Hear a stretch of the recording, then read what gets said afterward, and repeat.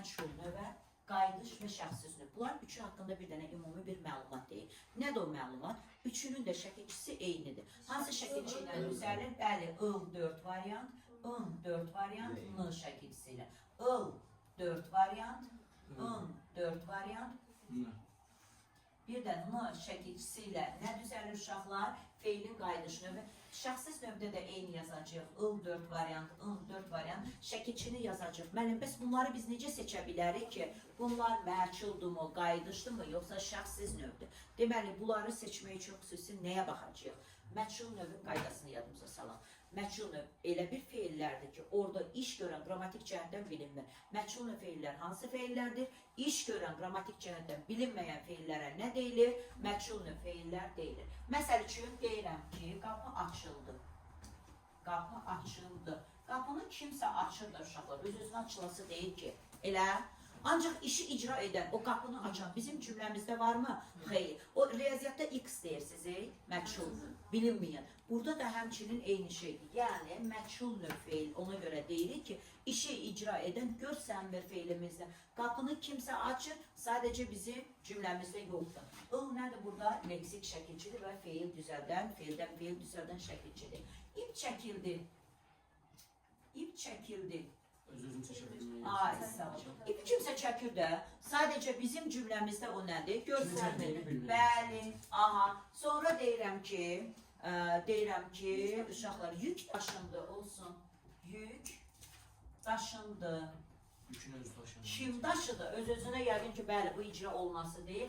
Burada bu yükü kimsə daşıyır. Sadəcə cümləmizdə bu nədir? Görsənmir, bilinmir. Belə feillərə biz nə deyəcəyik? Məchullu feillər deyiləcək. Otaq bəzəndi. Qız, baxın, saç darandı. Kim daradı o saçı bilmirik. Axır ki, kimsə darayıbdır, cümləmizdə yoxdur. Bax, buna nə deyirik? Məchullu feillər. Gəldik qayıdış növ feillərə. Qayıdış növ feillər, məchul növ feillərdən fərqli olaraq burada subyekt işi öz üzərində icra edir. Deməli, məchul növün qayıdış növdən fərqi nə oldu? Məchul növdə iş görən bilinmir. Ancaq qayıdış növdə bəli, subyekt işi, hərəkəti, yəni işi öz üzərində icra edir. Burada dedik, qapı açıldı. Kim açdı bilmədik. Ancaq deyirəm ki, hava açıldı, gül açıldı. O gülün ləçəklərini bir ayırmırıq ki biz. Xeyr. Deməli, bu nədir? Öz üzərində icra etdi. Havanı biz pərdə filandı mı ki açırıq, qapıdı mı ki açırıq? Xeyr. Neynədir? Subyekt burada işi öz üzərində icra etdi. Yazırıq, hava açıldı. Gül açıldı. Yenə leksik şəkilçidir. Sadəcə fikir verin, eyni feillər də ancaq hansı növdədir? Qayıdış növdədir. Sonra deyirəm ki, burada ip çəkildi deyirəm, demişik. İndi burada deyirəm, bulud çəkildi. Buludu kimsə çəkə bilir, uşaqlar? Xeyr. Neyniyir? Özü çəkilir. Aha. Buraya yazıram ki, saç darandı. Kim daradı o saçı? Bilmirik. Kim tərəfindən icra olundu. Burada yazıram, qız darandı. Burada artıq nə oldu? Qız, bəli, özü işi icra etdi. Buna nə deyəcəyik biz? Qayıdış növ feillər deyəcəyik. Sonra burada yazıram, qab yuyuldu. Nə deyirik? Qab yuyuldu. Bəli, yuyuldu. Burada isə deyirəm ki, ata yuyundu. Atanı kimsə yumur ki, öz-özünə icra edir. Yuyundu. Artıq burada nə oldu? Feilin qrammatik məna növü dəyişdi. Buna nə deyəcəyik? Qayıdış növ feillər deyəcəyik. Sonra indi sizə bir qeyd yazıram. Bura nədir o qeyd mənim? Qeydimiz ondan ibarətdir ki, dilimizdə bir qrup feillər var ki, bir neçə feil var ki, o feillərə ıl şəkilçisi əlavə etdikdə başqa bir məna növü olacaq. In şəkilçisi əlavə etdikdə isə eyni feillərdir. Başqa bir məna növdə olacaq. Hansı feillərdir? Yu, döy, gör, de, soy feilləri.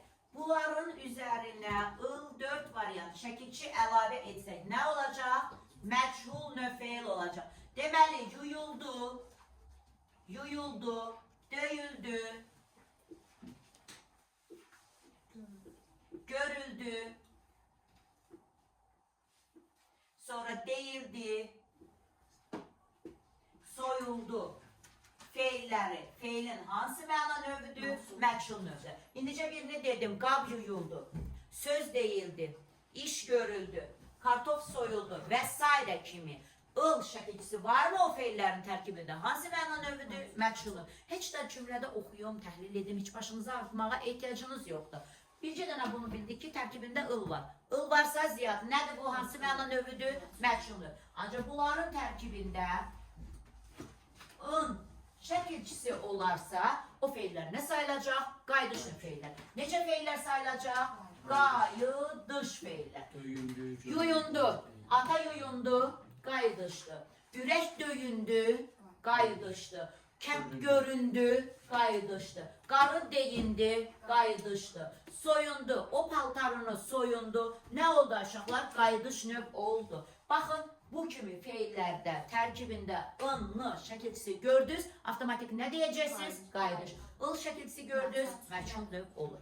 Bəs müəllim, elə feillər varmı ki, onlar eyni qaydada, yəni eyni şəkilçi ilə həm məchul növdə olsun, həm qayıdış növdə olsun. Bəli, açıldı sözün özü. Baxın uşaqlar, burada dedim ki, qapı açıldı, kim tərəfindənsə açıldı. Elə məchul növ dedik. Ancaq burada hava açıldı, gül açıldı. Nə dedik? Qayıdışa. Eyni feildə eyni şəkilçində qəbul edildi. Çəkildi, ip çəkildi, bulut çəkildi, eynidir.